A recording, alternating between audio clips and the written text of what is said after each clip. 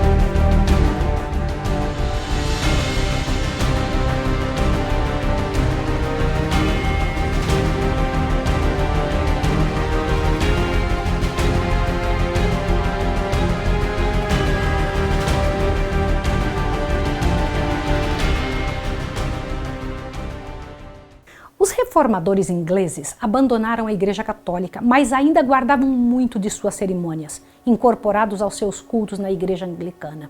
Achavam que aquelas pequenas coisas não eram condenadas pela Bíblia e não constituíam ponto de salvação e seriam, portanto, um meio de atrair o povo católico para o culto protestante.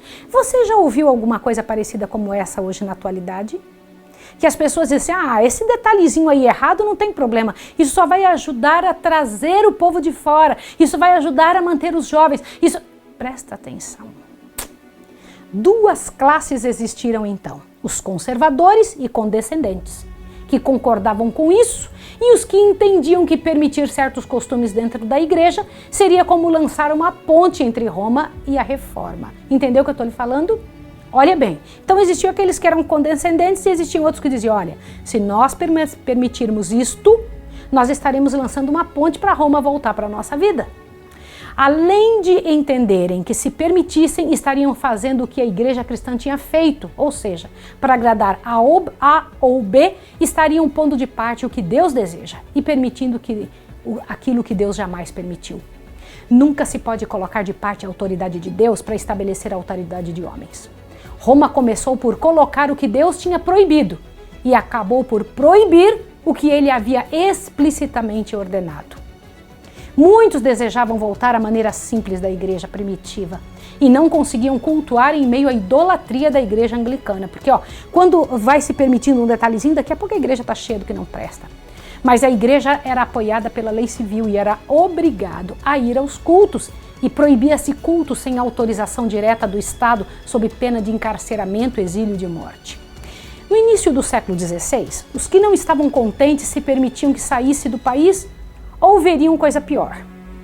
Perseguidos e aprisionados, perceberam que precisariam sair da Inglaterra, caso quisessem viver dias melhores. Fugiram para a Holanda e deixaram para trás casas, bens e meios de vida. Eram estrangeiros e saíram com toda a força que podiam, mesmo não estando habilitados a fazerem o trabalho em uma nova cultura, habituaram-se a novas profissões e não perderam tempo em ociosidade e murmurações. Mesmo em pobreza, agradeciam a Deus as bênçãos e encontravam alegria na tranquila comunhão espiritual que estavam gozando agora. Sabiam que eram peregrinos e não olhavam muito para estas coisas, mas levantavam aos olhos ao céu, seu mais caro país, e acalmavam o seu espírito. Mesmo em meio ao exílio e a dificuldades, se sentiam como na presença visível de anjos. De repente começaram a olhar além do oceano e viram a oportunidade de legarem aos seus filhos uma terra de liberdade. Do que é que nós vamos começar a falar? Olhe bem o que você vai ver agora. Então, os cristãos que estavam na Europa, que eram perseguidos, que não podiam obedecer a Deus da forma correta, o que eles foram levados a fazer? Fugiram primeiro para a Holanda, né?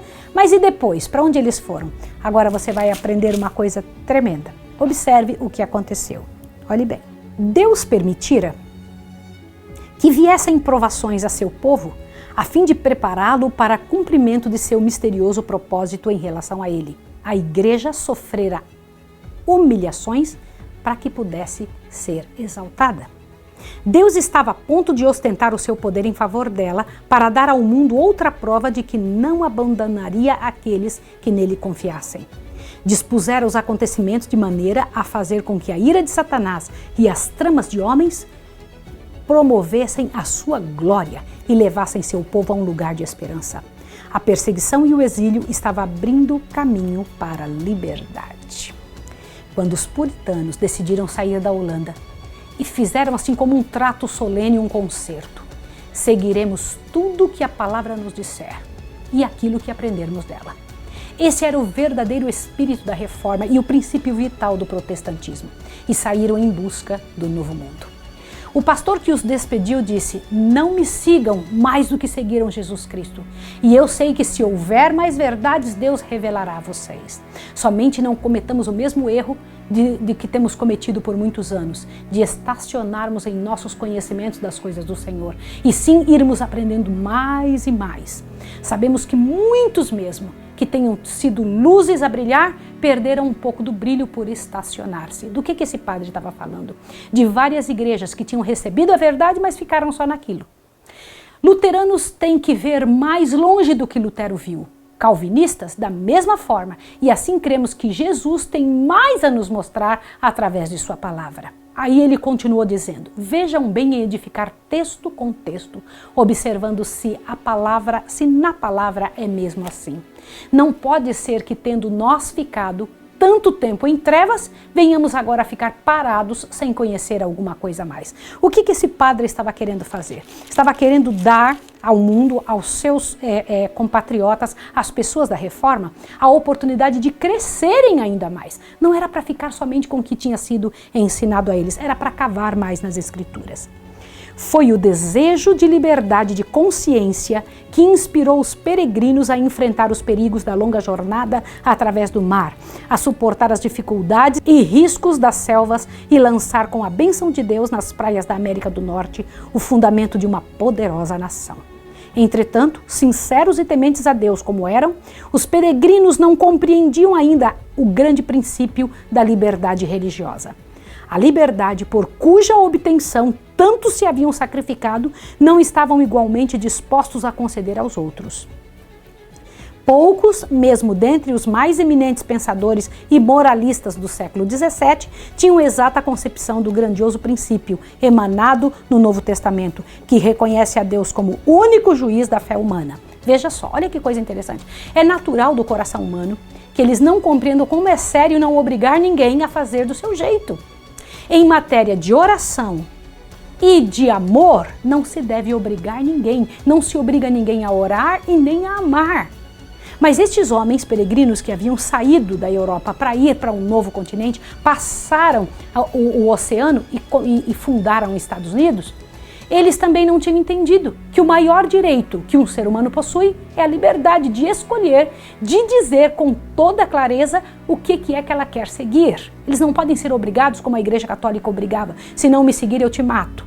Não podem ser obrigados como a Revolução Francesa fez: se você não concordar comigo eu te mato. Não é assim que a coisa funciona. As pessoas têm que ter liberdade para tomar suas próprias decisões. Isso não significa que elas estejam ajustando e aceitando a libertinagem. Libertinagem e liberdade são coisas diferentes. A doutrina de que Deus confiara à igreja o direito de reger a consciência e de definir o que a pessoa pensa é heresia. É um dos erros papais mais profundamente arraigados. Conquanto os reformadores rejeitassem o credo de Roma, não estavam inteiramente livres de seu espírito de intolerância. As densas trevas em que, através dos longos séculos de domínio, havia o papado envolvido a cristandade inteira, não tinham sido mesmo então completamente dissipadas. Disse um dos principais ministros da colônia da Baía de Massachusetts: foi a tolerância que tornou o mundo anticristão, e a igreja nunca sofreu dano com a punição de hereges. Que absurdo! Foi adotado pelos colonos o regulamento de que apenas membros da igreja poderiam ter voz ativa no governo civil. Formou-se uma espécie de estado eclesiástico, exigindo-se de que todo o povo que contribuísse para o sustento do clero, concedendo-se aos magistrados autorização para suprimir a heresia. Assim, o poder secular encontrava-se nas mãos da igreja. Não levou muito tempo para que estas medidas tivessem o resultado inevitável. Qual? A perseguição. Já pensou? Eles começaram a fazer o que Roma fazia. 11 anos depois do estabelecimento da primeira colônia, Roger Williams... Quem era Roger Williams? Você precisa começar a saber quem era ele. Você precisa entender. Olha esse rosto. Roger Williams veio ao Novo Mundo. Por que Novo Mundo? Novo Mundo era os Estados Unidos, né? Que hoje se conhece como Estados Unidos. Semelhantemente aos primeiros peregrinos, viera para gozar de liberdade religiosa, mas divergindo deles, viu o que tão poucos em seu tempo já havia visto, que esta liberdade é o direito inalienável de todos, seja qual for o credo professado. E era ele, fervoroso inquisitor da verdade, sustentando, juntamente com Robson, ser impossível que toda a luz da palavra de Deus já houvesse sido recebida. Roger Williams foi a primeira pessoa da cristandade moderna a estabelecer o governo civil sobre a doutrina da liberdade de consciência, de igualdade de opiniões perante a lei. O correto é restringir o crime, mas não a consciência, ele dizia. Pode-se prescrever o que se deve fazer de homem para com homem, mas jamais do que um homem deve fazer para com Deus. Isso é o correto. Ninguém mais deveria ser obrigado a ir ao culto ou denunciado ou culpado por não frequentá-lo. Roger Williams era respeitado como ministro de homens e de raros dons. Porém, suas leis eram demasiadamente livres para serem aceitas. Olhe bem, acabou sendo banido e teve que fugir para a floresta, e por 14 semanas se viu sem lar e sem comida, sendo amparado por tribos indígenas ao ponto de chegar a um local que passou a ser chamado de Rhode Island, onde tornou-se refúgio dos oprimidos e cresceu e prosperou até chegar aos princípios básicos da liberdade civil e liberdade religiosa, que se tornaram as pedras angulares da República Americana. Espalhou-se a notícia de uma nação livre além do mar, onde todos teriam liberdade de consciência e estariam longe da opressão de Roma e dos que os imitavam. Massachusetts estendeu os cordiais boas-vindas aos que desceram do Plymouth, aquele grande navio que trazia os heróis que vinham do outro lugar querendo liberdade. E assim milhares se estabeleceram na Nova Inglaterra. Você entendeu por que existe um lugar nos Estados Unidos com o nome de Nova Inglaterra? Eu vou ler mais um pedacinho para você aqui do livro Grande Conflito, para você entender esta parte que estamos finalizando. Olha o que diz aqui. A fim de assegurar o objetivo que procuravam, contentavam-se com ganhar pequena subsistência por uma vida de frugalidade e labuta. Nada pediam do solo senão o razoável produto de seu próprio labor. Nenhuma visão dourada projetava falsa luz sobre seu caminho. Estavam contentes com o progresso vagaroso, mas firme, de sua política social. Suportavam pacientemente as privações do sertão, regando a árvore da liberdade com lágrimas e com o suor do seu rosto, até deitar as profundas raízes na terra. A Escritura Sagrada era tida como fundamento da fé e a fonte da sabedoria e a carta da liberdade de todos os povos. Seus princípios, os princípios da Bíblia, eram diligentemente ensinados no lar, na escola e na igreja, e seus frutos se faziam manifestos na economia, na inteligência, na pureza e na temperança. Poderia alguém morar durante anos nas colônias dos puritanos e não ver um só bêbado, nem ouvir uma imprecação ou encontrar um só mendigo. Fantástico, né? Onde a Bíblia chega, é isso que acontece.